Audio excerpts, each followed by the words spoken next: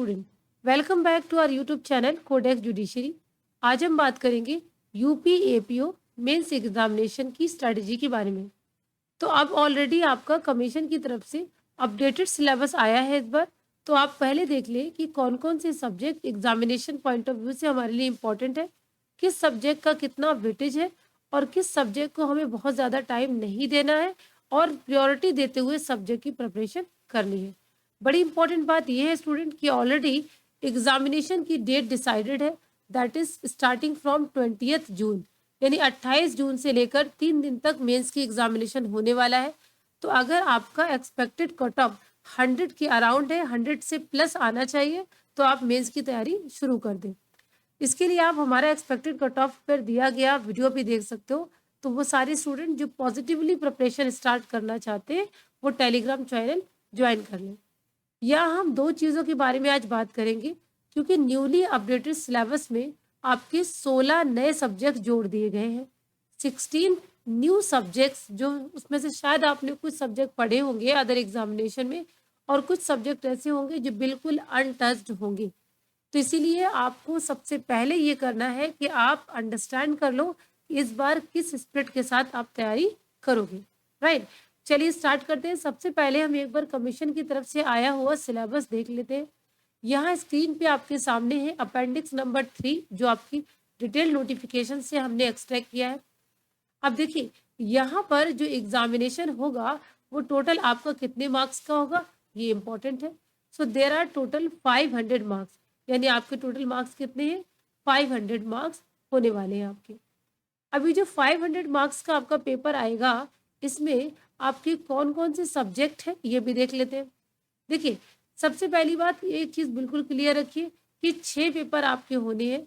इन 6 papers में से English का जो पेपर होगा और जीके का जो पेपर होगा, इसके लिए आपको सिर्फ 1.5 आवर दिया जाएगा, यानी 1.5 घंटे का टाइम होगा। बाकी जितने सब्जेक्ट हैं उन सब के लिए आपको 3 घंटे का टाइम दिया जाएगा फॉर ईच सब्जेक्ट। तो ये भी आपको ध्यान देना है। दूसरी जो इम्पोर्टेंट बात है, आपको ये देखना कि कितने सब्जेक्ट हैं और कौन कौन से टाइम पार्ट में डिसाइडेड है।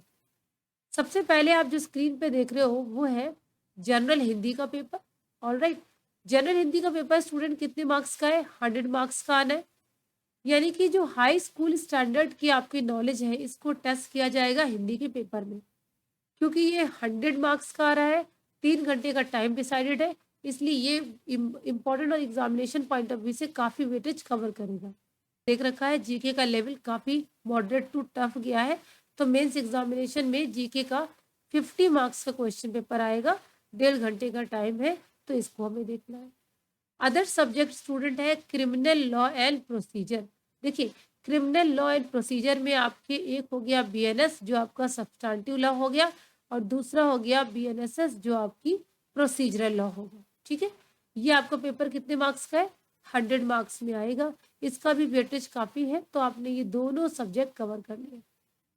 नेक्स्ट सब्जेक्ट है आपका भारतीय साक्ष्य अधिनियम, जिसे आप पहले कहते थे इंडियन एविडेंस एक्ट। इसके लिए भी पूरा 100 मार्क्स का है, तो सिर्फ एक सब्जेक्ट और पूरे 100 मार्क्स इस सब्जेक्ट में आपको तैयार करने। इसके बाद जो अगला सेगमेंट है जो सबसे इम्पोर्टेंट है स्टूडेंट, वो है पेपर नंबर 6, जो आपका लास्ट पेपर होगा। सबसे ज़्यादा टफ आपका ये सब्जेक्ट होने वाला है। रीज़न बीइंग, मैंने पहले भी कहा, कुछ सब्जेक्ट आपके इसमें से पढ़े होते हैं, कुछ बिल्कुल आपके लिए नए होंगे। अन्य अधिनियम के नाम से इसको दिया गया है। इस अन्य अधिनियम में कौन कौन से सब्जेक्ट हैं, एक बार इसको हम प्रॉपरली समझ लेते हैं। तो कमीशन की वेबसाइट पे आपको हिंदी में ये लॉ के नाम दिए हैं। अगर आप फैमिलियर नहीं भी हो तो मैं आपको इसमें इंग्लिश में पढ़ देती हूँ, तो आपको आसानी होगी समझने में। तो अन्य अधिनियम के टाइटल में आने वाले टोटल 16 सब्जेक्ट को एक बार हम समझेंगे कि क्या सब्जेक्ट आने वाले हैं। सबसे पहले स्टूडेंट देखेंगे आयुध अधिनियम 1959, इसको इंग्लिश में कहते हैं arms act 1959। Small size law है आपका, और कुछ इंपॉर्टेंट सेक्शन से ही मेंस का क्वेश्चन बन जाता है। इसके बाद नेक्स्ट आपका जो लॉ आएगा वो है लैंगिक अपराधों से बच्चों का संरक्षण, यानी जिसको पॉपुलरली हम लोग कहते हैं पॉक्सो अधिनियम 2012। ठीक है, तो पॉक्सो आएगा। पॉक्सो आपके लिए इंपॉर्टेंट है, और सबसे इंपॉर्टेंट बात यह है कि अब ज़्यादातर एग्जामिनेशन में पॉक्सो को कवर किया गया है और कुछ और भी लॉज है, जब हम आगे पढ़ेंगे इनको टॉप प्रायोरिटी पे हर जुडिशरी के एग्जाम में रखा जा रहा है, ठीक है। चाहे वो कास्ट बेस्ड ऑफेंसेस हो, चाहे विमेन बेस्ड ऑफेंसेस हो, ये सारी चीज़ों को रखा गया है। इसके बाद हम नेक्स्ट सब्जेक्ट डिस्कस करेंगे, दैट इज दहेज प्रतिषेध अधिनियम 1961। इसको हम लोग क्या कहते हैं, डाउरी प्रोहिबिशन एक्ट 1961। इसके बाद हम देखेंगे अनुसूचित जाति और अनुसूचित जनजाति अत्याचार निवारण अधिनियम 1989। इसको भी एक बार हम इंग्लिश में देखते हैं, क्या कहते हैं इसको, SC/ST prevention of atrocities act 1989। ये लॉ स्टूडेंट काफी इंपॉर्टेंट है, प्रेजेंट टाइम में रेलिवेंट इसलिए भी है क्योंकि काफी टाइम से ये क्वेश्चन रेज हो रहा है कि इस लॉ का मिसयूज किया जा रहा है। इस पर हमारे पास कुछ रिसेंट सुप्रीम कोर्ट के जजमेंट भी है और साथ ही साथ 2018 यानी 2018 का अमेंडमेंट भी आपके साथ है। तो यहाँ से क्वेश्चंस आपके एक दो बनने के चांसेस मोस्ट प्रोबेबली रहेंगे ही, क्योंकि ये काफी इंपॉर्टेंट लॉ माना जा रहा है एग्जामिनेशन पॉइंट ऑफ व्यू से। इसके बाद हम आएंगे भ्रष्टाचार और निवारण अधिनियम 1988, जिसको आप इंग्लिश में कहते हो प्रिवेंशन ऑफ करप्शन एक्ट 1988। ये भी एग्जाम में पूछा जाएगा। अगला जो लॉ है वह है सूचना एवं प्रौद्योगिक अधिनियम 2000, राइट। इसको हम लोग क्या कहते हैं, इंफॉर्मेशन एंड टेक्नोलॉजी एक्ट 2000। ये जो लॉ है जिसको हम लोग पॉपुलरली IT एक्ट के नाम से जानते हैं, काफ़ी इंपॉर्टेंट है जब हम बात करते हैं freedom of speech and expression की और ऑनलाइन सोशल मीडियाज पर किए जाने वाले कमेंट्स प्लस उस पर होने वाली रिस्ट्रिक्शंस पर। तो अभी हमारा ये लॉ भी इम्पोर्टेंट हो गया। जितने भी लेटेस्ट डेवलपमेंट है इस लॉ में वो भी हम कवर करेंगे during the discussion of this subject. इसके बाद हम बात करेंगे स्टूडेंट विस्फोटक अधिनियम 1884। छोटा सा स्मॉल सा लॉ है, इसमें कुछ important only some important sections ही हम कवर करेंगे जिसमें से मेंस का क्वेश्चन बन सकता है, क्योंकि ये प्रीलिम का एग्जामिनेशन तो है नहीं, इसमें सिर्फ सेलेक्टेड टॉपिक ही हम पढ़ेंगे। तो जो विस्फोटक अधिनियम है इसको हम इंग्लिश में कहते हैं एक्सप्लोसिव एक्ट 1884। नेक्स्ट लॉ हम सब डिस्कस करेंगे लोक संपत्ति नुकसान निवारण अधिनियम 1984, यानी हम इसको क्या कहेंगे, prevention of damage to public property act 1984। ये भी इंपॉर्टेंट है। जनरली ये कब इंपॉर्टेंट होता है, जब कहीं पर रियॉर्ट हो जाता है या कहीं पर पब्लिक पीस डिस्टर्ब होता है, उस सिचुएशन में अगर कोई अनलॉफुल असेंबलीज किसी पब्लिक प्रॉपर्टीज को डिस्ट्रॉय करते हैं या डैमेज करते हैं तो उस पर भी क्या प्रोसिक्यूशन होगा, कैसा ये ऑफेंस है और कितना पनिशमेंट होगा, इसके बारे में भी हमें जानना होगा। अगला जो सब्जेक्ट है स्टूडेंट वो है आवश्यक वस्तु अधिनियम 1955। अगर आपने नहीं पढ़ा है तो इसको ध्यान दीजिएगा, ये अक्सर आपको जो आप BNSS पढ़ते हो वहाँ पर भी आपको इससे बारे में कुछ रेफरेंस देखने को मिलता है। आवश्यक वस्तु अधिनियम को इंग्लिश में हम लोग क्या बोलेंगे, इसेंशियल कमोडिटीज एक्ट 1955। यहाँ कुछ सर्टेन इसेंशियल कमोडिटीज है जिसके बारे में आपको बताया गया है और इससे रिलेटेड लेजिस्लेशन भी आपसे डिस्कस किया जाएगा। नेक्स्ट इंपॉर्टेंट सब्जेक्ट है स्टूडेंट उत्तर प्रदेश गुंडा नियंत्रण अधिनियम 1970। ठीक है, ज़्यादातर अब आप देखोगे ये पब्लिक पीस मेंटेन करने के लिए आने वाले इंपॉर्टेंट लेजिस्लेशंस है, तो यहाँ पर आपसे पूछे जाएंगे। इसका अब नाम है यूपी गुंडा कंट्रोल एक्ट 1970। इसके बाद इसी से जुड़ा हुआ एक और इम्पोर्टेंट लॉ है उत्तर प्रदेश गिरोहबंद और समाज विरोधी क्रियाकलाप निवारण अधिनियम 1986। तो इसको हम क्या पढ़ेंगे, UP gangster and anti social activities prevention act 1986। ठीक है, तो ये क्या है, एक तरीके से जो गैंगस्टर्स पर लगने वाला लॉ है ना, या जो भी अनलॉफुल एक्टिविटीज हो रही है इसकी बात करता है। अगला इंपॉर्टेंट लेजिस्लेशन स्टूडेंट यूपी में काफी टाइम से प्रिवलेंट रही, न्यूज में भी था, उत्तर प्रदेश गोवध निवारण अधिनियम 1955। ऑलरेडी प्रेजेंट टाइम में इसके बारे में हम काफी सारी चीजें पढ़ते रहते हैं।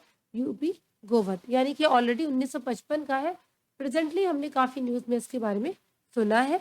और UP cow slaughter prevention act 1955 इसको इंग्लिश में बोलेंगे।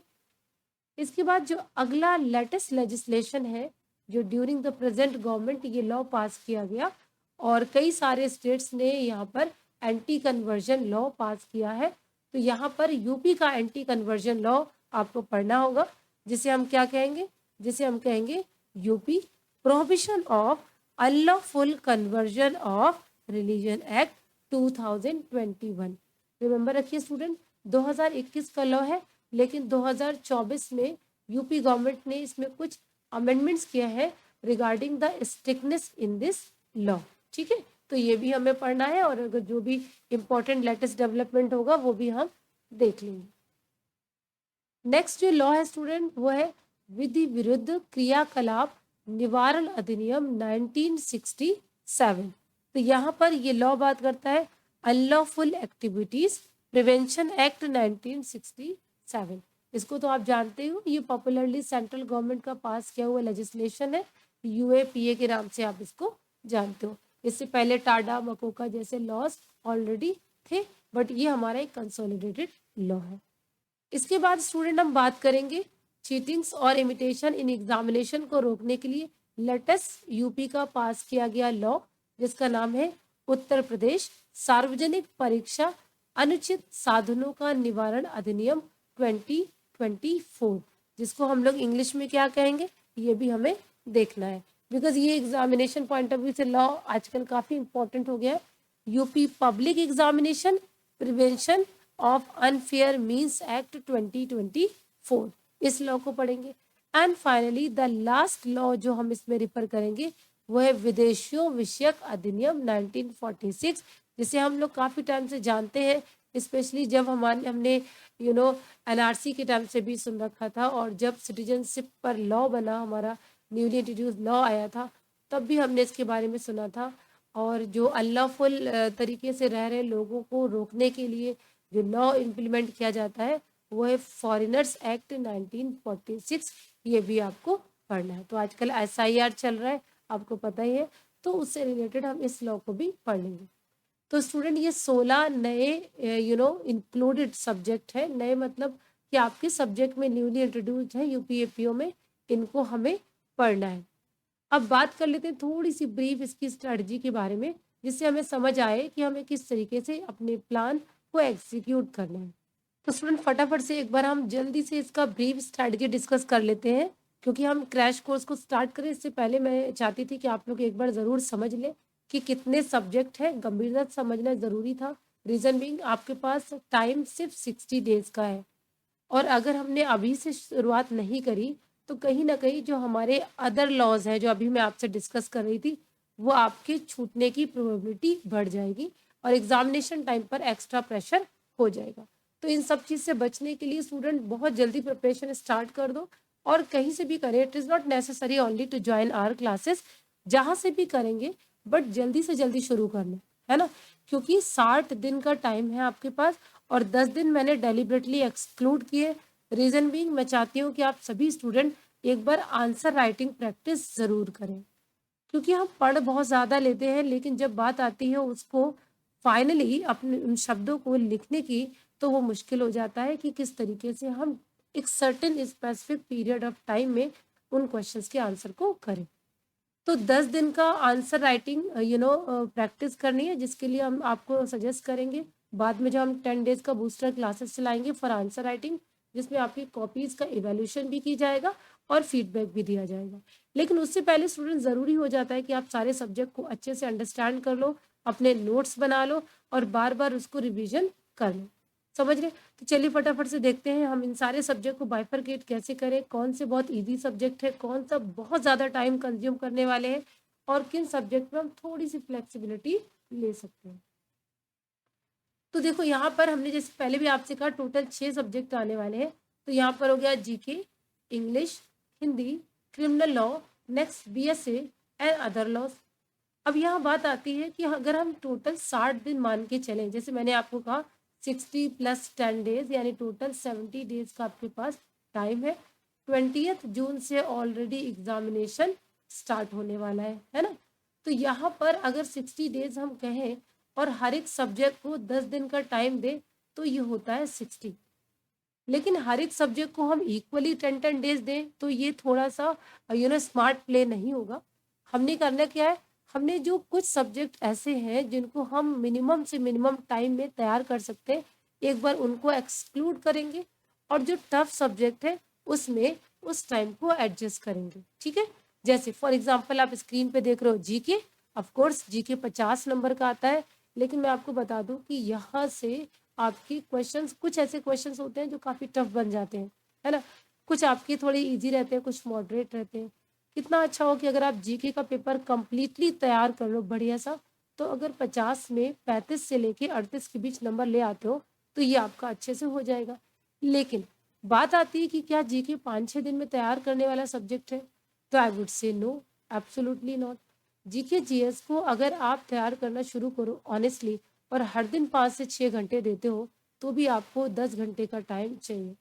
ठीक है, क्योंकि इसमें आपको मॉडर्न हिस्ट्री भी पढ़ना है, मेडिवल भी पढ़ना है, एंशियंट भी पढ़ना है, इसमें आपको ज्योग्राफी भी पढ़ना है, वर्ल्ड ज्योग्राफी भी आ सकती है, इकोनॉमी भी पढ़ना है आपको, है ना, करंट अफेयर्स के सेगमेंट्स को भी एड्रेस करना है। तो इसके लिए हम क्या करने वाले हैं, यहाँ देखेंगे कि जीके को थोड़ा सा हम एक्स्ट्रा टाइम देंगे।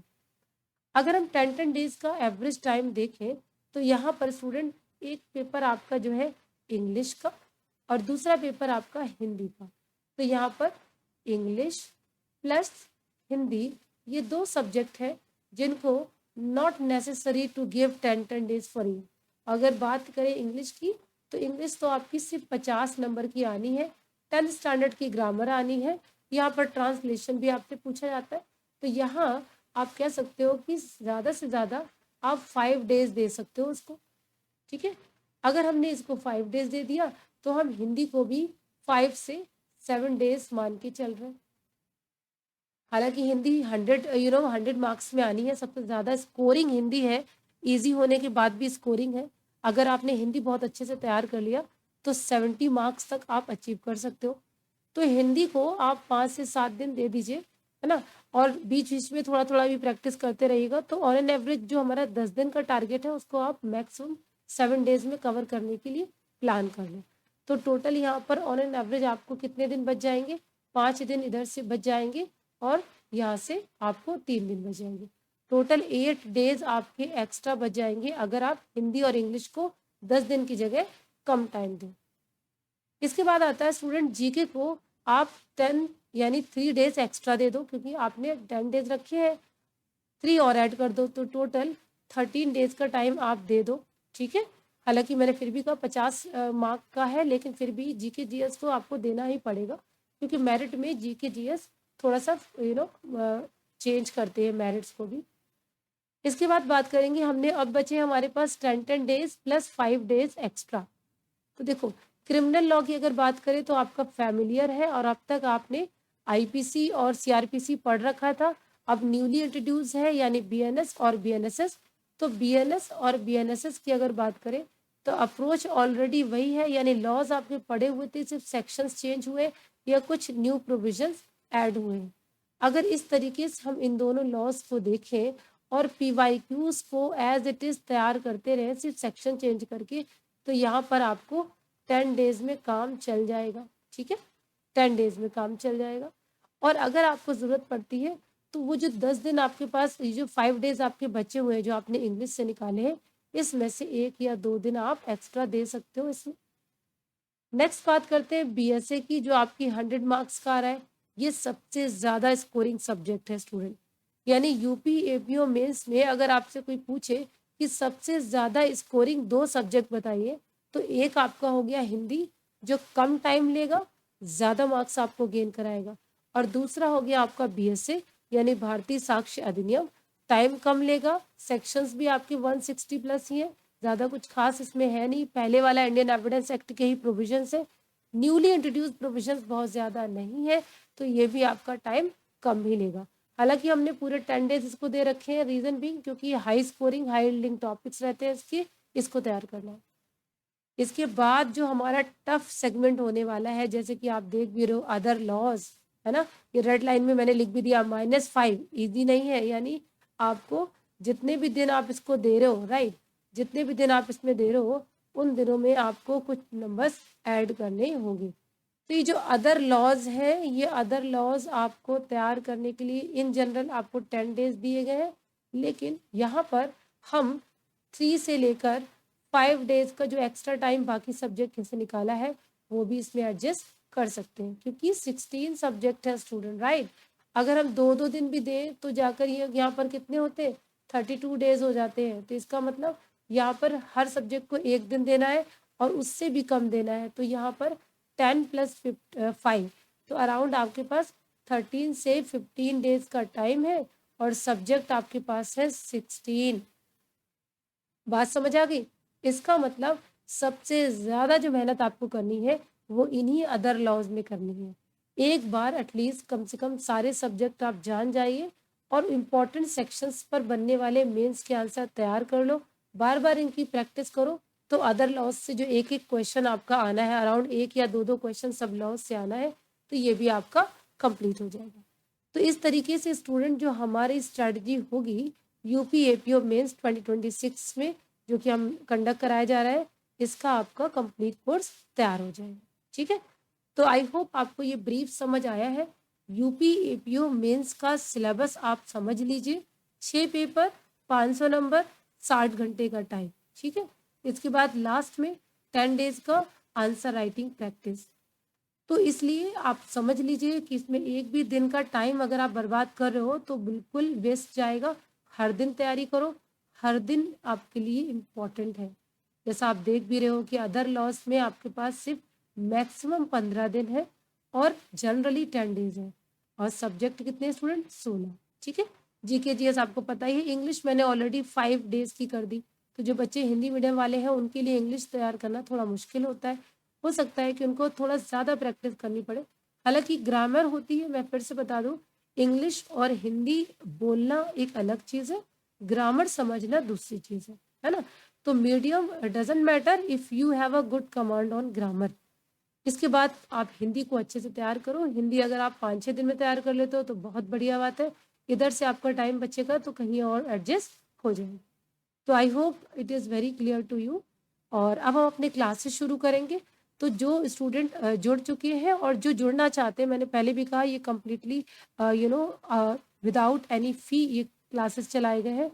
रीज़न बीइंग हम चाहते हैं कि जो रिमोट एरियाज़ में स्टूडेंट रहते हैं या जो नहीं कर पाते हैं क्लासेस और जिनमें कैलिबर भी है एग्जामिनेशन को क्वालिफाई करना, वो ज़्यादा से ज़्यादा इस ग्रुप में जुड़े, पार्टिसिपेट करें, मेंस के आंसर लिखें and we will try our best कि आपको जेन्युइन, ऑथेंटिक और करेक्ट इन्फॉर्मेशन दी जाए।